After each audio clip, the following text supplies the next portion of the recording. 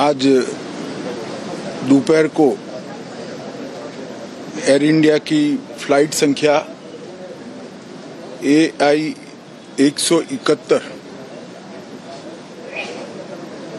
दुर्घटनाग्रस्त हुई और कई पैसेंजर इसके अंदर हताहत होने की संभावनाएं हैं। इस घटना से पूरा देश क्षुब्ध है और पूरा देश एक साथ पूर्ण संवेदनाओं के साथ ये जो दुर्भाग्यपूर्ण हादसे में पैसेंजर हताहत हुए हैं, इनके परिजनों के साथ खड़ा है। सबसे पहले मैं भारत सरकार, गुजरात सरकार, भारत सरकार के प्रधानमंत्री जी और गुजरात सरकार की ओर से भी जो लोग हताहत हुए हैं, इनके परिजनों के प्रति गहरी संवेदना व्यक्त करता हूं।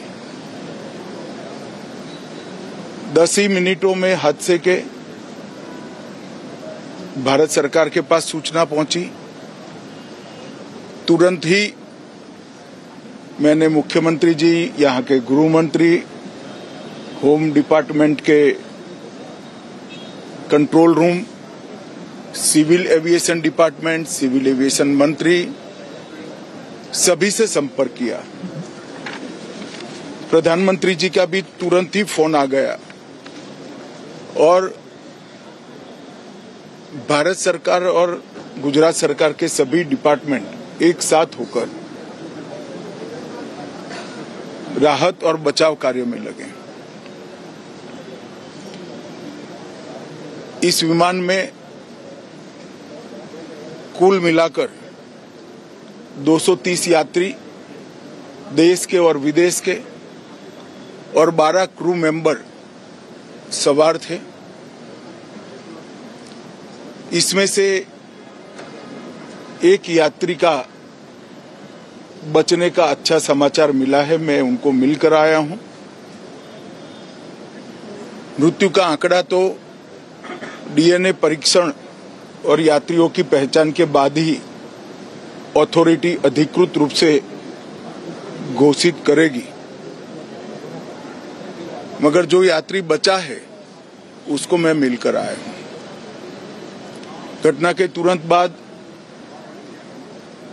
गुजरात सरकार ने बहुत त्वरा से डिजास्टर मैनेजमेंट की सारी इकाइयों को अलर्ट करते हुए, चाहे हेल्थ डिपार्टमेंट हो, चाहे फायर ब्रिगेड हो, चाहे पुलिस विभाग हो, भारत सरकार की भी CAPF को संपर्क कर सभी ने एक साथ मिलकर राहत और बचाव का कार्य चालू किया। मगर 1.25 लाख लीटर ईंधन विमान के अंदर ही था और लगभग गर्मी, तापमान इतना ऊंचा हो गया कि किसी को बचाने की मौका ही नहीं मिला। अब मैं घटना स्थान पर भी जाकर आया हूं। सारे यात्रियों के मृतदेह को बाहर निकालने का काम लगभग समाप्त हो चुका है। जितने यात्रियों के परिजन यहां पहुंच चुके हैं, वो सबका DNA लेने की कार्यवाही भी 2-3 घंटों में समाप्त हो जाएगी। विदेश में जिनके परिजन हैं, उनको सूचना देने की कार्यवाही समाप्त हो चुकी है और जैसे ही पहुंचते हैं उनके भी DNA सैंपल लिए जाएंगे और मृतदेहों की पहचान के लिए जितने मृतदेह मिले हैं, इनके भी DNA सैंपल लेने की कार्यवाही समाप्त हो चुकी है। गुजरात में ही लगभग 1000 के आसपास DNA टेस्ट करने पड़ेंगे। ये सभी टेस्ट करने की क्षमता गुजरात में विकसित है तो डीएनए टेस्टिंग के लिए कहीं गुजरात के बाहर जाने की जरूरत नहीं पड़ेगी। गुजरात की एफएसएल और नेशनल फॉरेंसिक साइंस यूनिवर्सिटी दोनों मिलकर कम से कम समय में डीएनए का परीक्षण पूरा करने के बाद परिवारजनों को अपना मृतदेह परिजन का मृतदेह सौंपने का काम करेंगे। उनके रहने की सुविधा, उनकी सांत्वना की सुविधा, जिनको मेडिकल प्रॉब्लम ट्रॉमा के कारण हुए इनकी मेडिकल की सुविधा, ये सारी व्यवस्था बहुत सुचारू रूप से हो चुकी है। अभी रिव्यू मीटिंग में सारी व्यवस्थाओं को हम सब मंत्रियों ने साथ में मिलकर देखा है। एविएशन डिपार्टमेंट ने अपनी जांच शुरू कर दी है और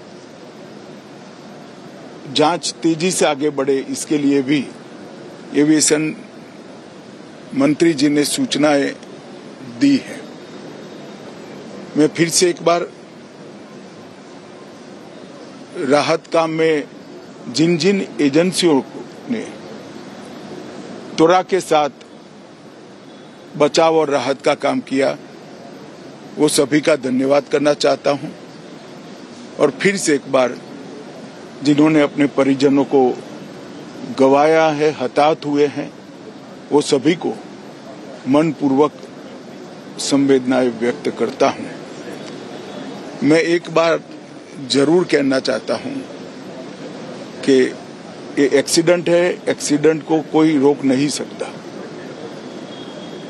परंतु 365 दिन 24 घंटा इस तरह की घटना के लिए प्रशासन का जो अलर्टनेस है उसकी कसौटी उसी वक्त होती है जब ऐसी घटनाएं होती है। और आज गुजरात के डिजास्टर मैनेजमेंट की तैयारियों का एक प्रकार से दुर्भाग्यपूर्ण तरीके से मगर कसौटी हुआ और बहुत त्वरा के साथ यहाँ पर काम किया गया, वो पूरे देश के मीडिया के सामने और परिजनों के सामने भी आया है। अंत में मैं फिर से एक बार सम्माननीय प्रधानमंत्री नरेंद्र मोदी जी की ओर से, भारत सरकार और गुजरात सरकार की ओर से सभी हताहत लोगों के परिजनों के प्रति गहरी संवेदना व्यक्त करता हूं। धन्यवाद।